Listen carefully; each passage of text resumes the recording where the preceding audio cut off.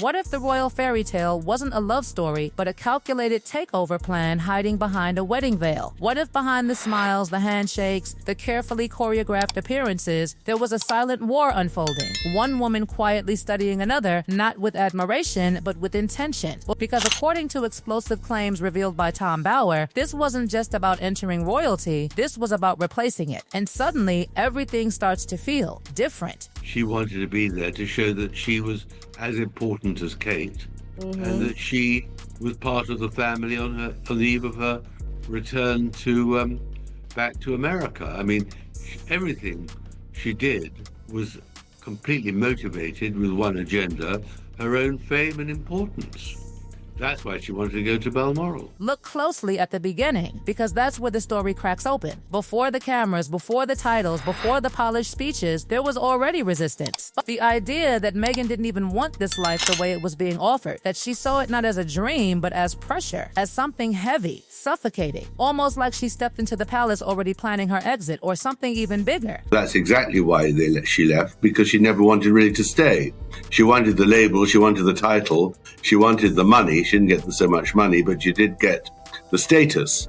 And now she's set on building herself up in America. But then something shifts, something sharp, something almost strategic, because the moment she steps inside that world, she notices Catherine, watches her, studies her, the way she moves, the way she speaks, the way the public responds. And suddenly, it's no longer just about adjusting to royal life, it becomes about measuring against it. And that's where the tension begins to breathe. Competition, silent, unspoken, but very real. Because in this narrative, Meghan doesn't just see Catherine as a senior royal, she sees her as the obstacle, the position already taken, the crown already promised. And in that moment, a dangerous thought forms: what if that position could be challenged? And from there, everything starts escalating. Public interactions become louder, more personal, more emotional, hugging strangers, breaking invisible lines that had defined royal behavior for decades. Not accidental, intentional. A message being sent: I'm different, I'm closer, I'm better. That she really thought she, rather than Kate, should be the next queen after Charles. And then comes the symbolism. The detail that feels too precise to ignore: wearing jewelry linked to Princess Diana. Not just fashion, but narrative. Because Diana wasn't just loved, she was legendary. And aligning with that image, that's not coincidence, that's positioning. For Roberts, you see Diana's influence, really. She was so hands-on with her children. She hugged them in ways that the royal family never did. Well, you see Meghan and Harry in the crowds, hugging, shaking hands, just embracing the world and bringing a modern touch to the royal family. And the story deepens, because now it's not just appearances, it's messaging, interviews, podcasts, carefully chosen words about motherhood, pressure, struggle. And suddenly, a subtle comparison begins to form in the public mind. Who is more relatable? Who is more modern? Who feels more real? It's not said directly, but it doesn't need to be. Meghan Markle has come under fire for recreating Diana's famous cross-legged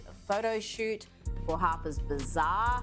And Kinsey, this isn't the first time she has recreated some of Diana's most iconic looks. Behind the scenes, something even more explosive is being claimed. That Meghan didn't just want to be part of the system, she believed she deserved to rise above it. That she saw herself as more capable, more intelligent, more deserving of the spotlight than Catherine. And here's where the story turns almost unbelievable. Because monarchy doesn't work like that. It doesn't reward effort. It doesn't shift for ambition. It's built on blood, on lineage, on a structure that doesn't bend just because someone wants it to. And that realization, that harsh, immovable truth, becomes the first major crack in the plan. But instead of stepping back, the strategy evolves. If you can't change the system, outshine it. And this is where things start to feel coordinated, almost too perfectly timed. Every major appearance, every announcement, every public moment, it's like a shadow game begins. When Catherine steps forward, something else appears. Another headline, another distraction, another spotlight being pulled away. Coincidence or calculation? Because according to these claims, the idea wasn't to follow Catherine, it was to compete with her directly, publicly, repeatedly. Not admiration, but opposition. And the tone shifts from subtle to undeniable. Because this isn't just about visibility anymore, it's about dominance. about becoming the star royal, the one people talk about, the one people remember, the one people choose. But here's the unsettling part. What happens when someone enters an institution not to belong but to surpass? What happens when every smile hides comparison, every gesture hides intention, every move is part of something bigger? Because by now, the pattern is forming, the contradictions are stacking, and the silence, the moments where nothing is said, start to feel louder than everything else. And the question keeps echoing, growing heavier with every detail. Was this ever about fitting into the royal family, or was it always about rewriting it? And just when it seems like the story has reached its peak, it twists again, darker, sharper, more unsettling, because what comes next isn't just rivalry, it's friction with the very foundation of the monarchy itself. The structure refuses to bend. The hierarchy doesn't shift, and suddenly that invisible wall becomes impossible to ignore, because no matter how visible, how talked about, how followed someone becomes, the crown doesn't move, the position doesn't change, the future is already written, and in that realization, something begins to unravel. Slowly at first, then all at once. The idea that effort could override lineage collapses, and what's left behind is frustration and a new kind of strategy, not inside the system anymore, but outside it, because if you can't rise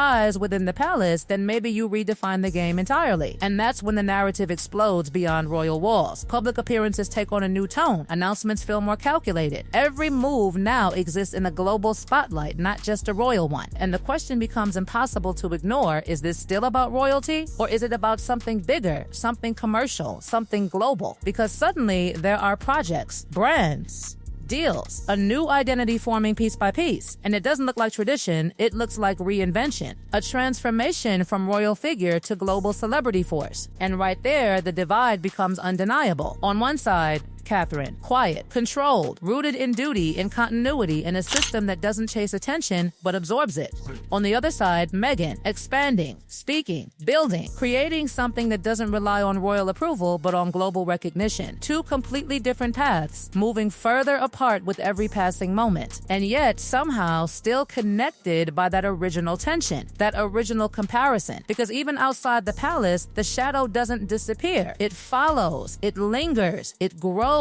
Every time Catherine steps forward, every time she reappears after absence, after struggle, after silence, the public reaction surges. Sympathy, respect, loyalty. And in those moments, something uncomfortable happens. The attention naturally returns to her. Not forced, not engineered, just there. And that creates a pressure that doesn't need to be spoken out loud, because what happens next feels almost too perfectly timed. Another announcement, another reveal, another headline pulling focus away. Again and again, the pattern seems to repeat. And it raises a question that refuses to stay quiet. Is this coincidence or competition that never really ended? Because if the goal was to outshine, then the stage has simply changed. It's no longer palace events versus palace events. It's public narrative versus public narrative. Image versus image. Influence versus influence. And the battlefield, global media, social platforms, public opinion itself. But here's where things get even more complicated, because not all attention is the same. Some brings admiration, some brings scrutiny, and as visibility grows, so does criticism. The narrative starts splitting, supporters defending, critics questioning, every move analyzed, every silence dissected. And suddenly, the story is no longer controlled, it's chaotic. And within that chaos, another layer emerges. The idea that conflict itself becomes part of the narrative. Interviews, statements, moments that feel less like sharing and more like revealing. Personal stories turning into public conversations. Private tensions becoming global headlines. And somewhere inside all of that, the original rivalry still flickers. Not always visible, but never fully gone. Because even when names aren't mentioned, the connection remains understood. And then comes the most unsettling detail of all: the silence during moments of attack.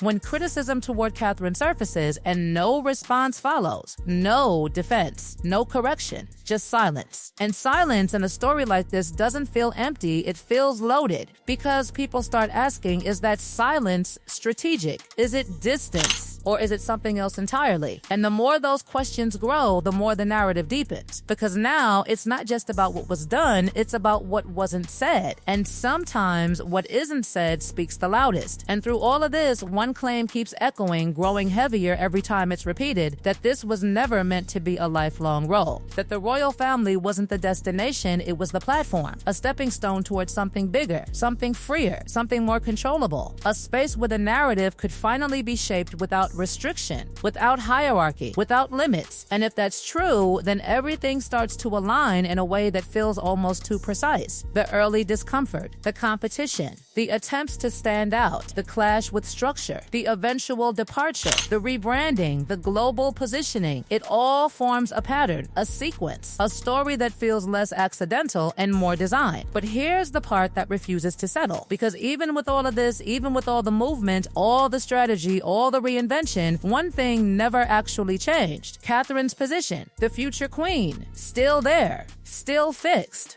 still untouched by everything happening around her. And that leaves a lingering tension hanging in the air. Because if the goal was to defeat, then what does success even look like now? Is it attention, influence, independence, or was the original target something that could never truly be reached in the first place? And if that's the case, then was this entire journey a miscalculation or something far more intentional than anyone realized? Because the story doesn't end cleanly. It doesn't resolve. It doesn't give clear answers. Instead, it leaves behind fragments, clues, contradictions, moments that don't fully connect but somehow still feel related. And that's what makes it unsettling, because it doesn't feel finished. It feels ongoing, like something still unfolding behind closed doors, behind headlines, behind carefully chosen words. And maybe that's the real story here, not what has already happened, but what's still happening right now, quietly, subtly, just out of full view. Because in a world where image is everything and silence can speak louder than words, the real question isn't who won. The real question is, was this ever a fair game to begin with? Or was it always a battle where the rules were written long before anyone stepped onto the board, or anyone stepped onto the board, or anyone stepped onto the board?